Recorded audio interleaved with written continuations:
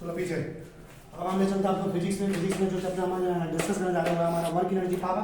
तो work energy power में देखिए लिखा है in mechanics we are only concern with the mechanical energy. कहा हम एनर्जी तो बहुत सारे पढ़ते हैं लेकिन मैकेनिक्स में सिर्फ मैकेनिकल एनर्जी के बारे में पढ़ेंगे। किसके बारे में? Mechanical energy. और मैकेनिकल एनर्जी आपको पता होना चाहिए कितना तरह का होता है? कितने तरह का?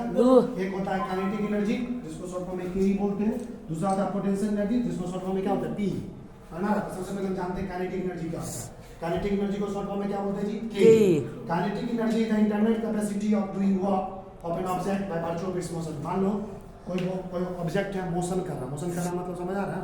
अपना पोजीशन बदल रहा है बार बार, बात समझ में मोशन करेगा और बॉडी के पास कुछ अपना मास होगा, कुछ स्पीड के साथ मोशन कर रहा होगा।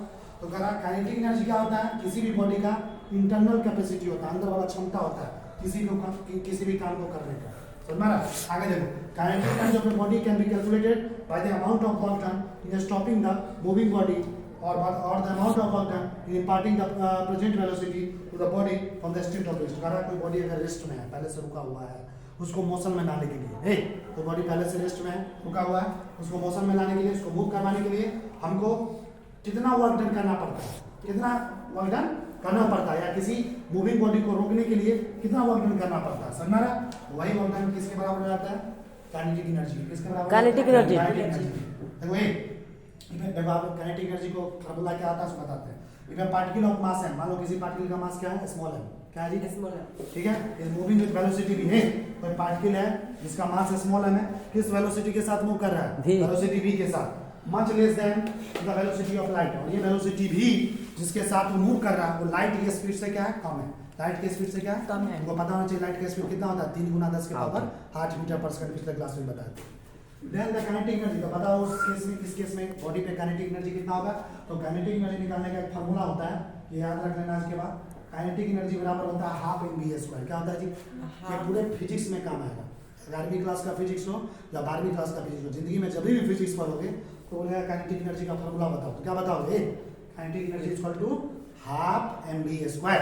जहाँ पे हाफ तो समझता ही है, ये डिजिट है। m क्या है? पार्टिकल का मास दिया रहेगा परीक्षा में। v क्या है? जिस स्पीड के साथ वो घूम रहा है, जिस वेलोसिटी के साथ वो मूव कर रहा है, वेलोसिटी। अगर ये दोनों मास और वेलोसिटी दिया तो क्या निकालेंगे?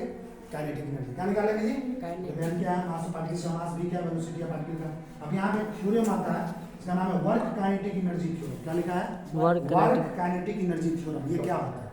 हम थोड़ा इसको पढ़ने जा रहे हैं। What is work kinetic energy theorem?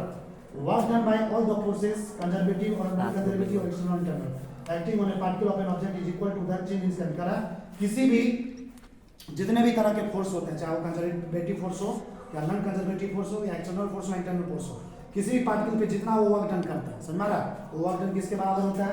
किसके बराबर होता है जी? पार्टिकल का जो चेंज इन काइनेटिक एनर्जी होता है, किसके बराबर होता है? चेंज इन काइनेटिक एनर्जी के बराबर। तो देखो क्या लिखा है, so work done by all the forces, work done by all the forces, सभी फोर्स के द्वारा जो वर्क डन होता है वो किसके बराबर होता है? Change in kinetic energy. किसके बराबर होता है? Change in kinetic energy. यहाँ पे वर्क डन होने का वर्क डन बराबर क्या हुआ? डेल्टा के। डेल्टा के मतलब change in kinetic energy. Work done बराबर क्या हुआ? डेल्टा के। डेल्टा के मतलब क्या हुआ? Change in kinetic energy. Change in kinetic energy मतलब final kinetic energy minus initial kinetic energy, यानी half mvf² minus half mvi²। देखो चेंज इन काइनेटिक एनर्जी क्या होगा? फाइनल काइनेटिक एनर्जी होना है। फाइनल काइनेटिक एनर्जी क्या होगा? Half m kinetic energy formula क्या होता है? Half mv²। v यहाँ पे क्या लेंगे? v final. फाइनल वेलोसिटी क्या है? v है। क्या मान लिए? vf स्क्वायर कर देंगे, इसको घटा देंगे। कभी भी चेंज निकालना होता है, बड़ा में से छोटा घटाते हैं, फाइनल में से इनिशियल को घटाते हैं, माइनस फिर देखो हाफ m इनिशियल वेलोसिटी क्या है? v है। क्या है? v है। देखो क्या होगा? डेल्टा के क्या होगा? Half mvf² minus half mvi²। vf क्या है? Final velocity. vi क्या है? Initial velocity. m क्या है? पार्टिकल का मास। समझा? तो ये किसके बराबर होगा? चेंज इन काइनेटिक एनर्जी किसके बराबर होगा? वर्क डन के। किसके बराबर होगा? वर्क डन बराबर चेंज इन काइनेटिक एनर्जी बराबर क्या होगा? Half mvf² minus half mvi²। समझ में आ रहा है ना? इसी को कहते हैं वर्क काइनेटिक एनर्जी थ्योरम। क्या बोलते हैं इसको? वर्क। अब इसके आगे की कहानी फिजिक्स में हम आपको नेक्स्ट क्लास में डिस्कस करेंगे।